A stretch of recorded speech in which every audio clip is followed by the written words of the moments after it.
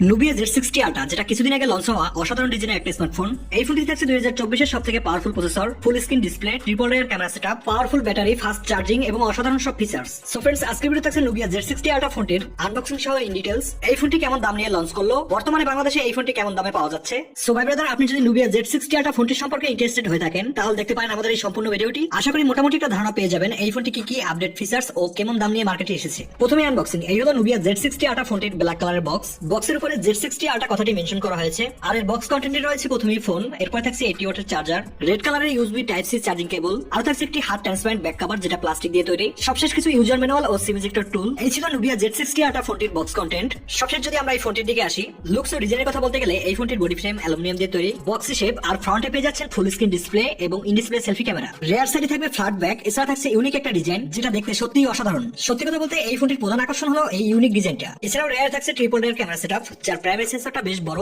আর camera বাম্পের left সাইডে থাকছে flash light. এছাড়া ফোনটির রাইট সাইডে থাকছে অ্যালার্ট স্লাইডের বাটন, ভলিউম ব্রোকার ও power on off button. Left সাইডে কিছুই থাকছে না। নিচের দিকে থাকছে SIM card tray, primary microphone, type C charging port, volume speaker, উপর দিকে নয়েজ ক্যান্সেলেশন মাইক ও আইয়ার ব্লাস্টার। ওভারঅল লুকস ও ডিজাইনের দিক থেকে 2024 এর বেস্ট ফোন বলা যায় এই ডিভাইসটিকে। বেশ ইউনিক ও প্রিমিয়াম একটা ভাইব দিচ্ছিল। এবার যদি আমরা এই ফোনটির ডিসপ্লে সেকশনে আসি, নুবিয়া Z60 আল্ট্রা ফোনটিতে থাকছে 6.8 ইঞ্চি সাইজের 1.5K BOE OLED ডিসপ্লে, যেটাতে থাকছে 120 Hz এর রিফ্রেশ রেট সহ পিক ব্রাইটনেস 1500 নিটস, আর ডিসপ্লে রেজোলিউশন হলো 1116x2480 পিক্সেল, পিপিআই ডেনসিটি 400। তাই অনায়াসেই বলা যায় এই ডিসপ্লেটি মাল্টিটাস্কিং ও গেমিং এর জন্য পারফেক্ট একটি ডিসপ্লে। আর 1500 নিটস পিক ব্রাইটনেস থাকার কারণে এই ডিসপ্লেটি থেকে আউটডোর বা সানলাইটে ভালো একটা পারফরম্যান্স পাওয়া যাবে বলে আশা করা যায়। এছাড়াও আই প্রোটেকশনের জন্য ব্যবহার করা হয়েছে 2160 Hz এর PWM ডোমিং।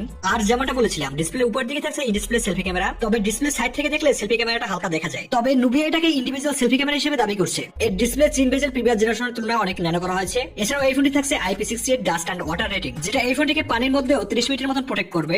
ক্যামেরা সেকশনে যেমনটা বলেছিলাম, রিয়ালের ট্রিপল লেয়ার ক্যামেরা সেটআপ দেওয়া হয়েছে। প্রাইমারি সেন্সর 50 মেগাপিক্সেলের 35mm হিউম্যানিস্টিক লেন্স, এরপর 64 মেগাপিক্সেলের টেলিফোটো জুম লেন্স, যার সেন্সর সাইজ 1/2 যেটা OB64B সেন্সর, আর সবশেষ 50 মেগাপিক্সেলের আল্ট্রা ওয়াইড যেটা f1.8 অ্যাপারচার 18mm সেন্সর। তবে একটা ইন্টারেস্টিং বিষয় হলো এই তিনটি সেন্সরই অপটিক্যাল ইমেজ স্টেবিলাইজেশনের সাপোর্ট দেওয়া হয়েছে। ভিডিও রেকর্ড করা যাবে 4K 120 FPS পর্যন্ত। আর প্রিভিয়াস জেনারেশনের তুলনায় এই ফোনটিতে অনেক নতুন ফিচার দেওয়া হয়েছে। এক কথা বলতে গেলে এই ফোনটিতে প্রি রেকর্ড ফাংশন দেওয়া হয়েছে, মানে আপনি ভিডিও রেকর্ড করার বাটনটি প্রেস করতে ভুলে গেলেন, কোনো সমস্যা নেই, কারণ এই ফোনটিতে বাটন প্রেস করার বিফোর 20 সেকেন্ড আগের ভিডিও পেয়ে যাবেন। তো দেখতেই পাচ্ছেন বাটন প্রেস করার আগে ভিডিও রেকর্ড হচ্ছে। তবে সেলফি ক্যামেরা হিসেবে থাকছে 16 মেগাপিক্সেলের ইন্ডিভিজুয়াল সেলফি ক্যামেরা। তবে এই ফোনটার যে প্রাইস সেই বিবেচনায় নুবিয়া চাইলে এখানে আরো একটু বাড়িয়ে দিতে পারতো। এবার আসা যাক এই ফোনটির অন্যতম হাইলাইটেড পয়েন্ট এর প্রসেসরের দিকে। নুবিয়া Z60 আল্ট্রা ফোনটিতে থাকছে রিসেন্টলি লঞ্চ হওয়া 2024 এর সবথেকে powerful chipset Qualcomm Snapdragon 8 Gen 3 চিপসেটটি, যেটা থেকে আপনি হাইলি মাল্টিটাস্কিং সহ যে কোনো ধরনের গেমস আল্ট্রা হাই সেটিংসে প্লে করতে পারবেন, কোনো রকম ল্যাগ বা ফ্রেম ড্রপের দেখা মিলবে না। এই ফোনটির ওএস এ থাকছে MY OS এবং আউট অফ দ্য বক্স থাকবে Android 14। আর এই ফোনটি গ্লোবাল মার্কেটে 3টি র‍্যাম ভ্যারিয়েন্টে লঞ্চ করে, 12GB 256GB, 16GB 512GB, 16GB অন-টিবি স্টোরেজ।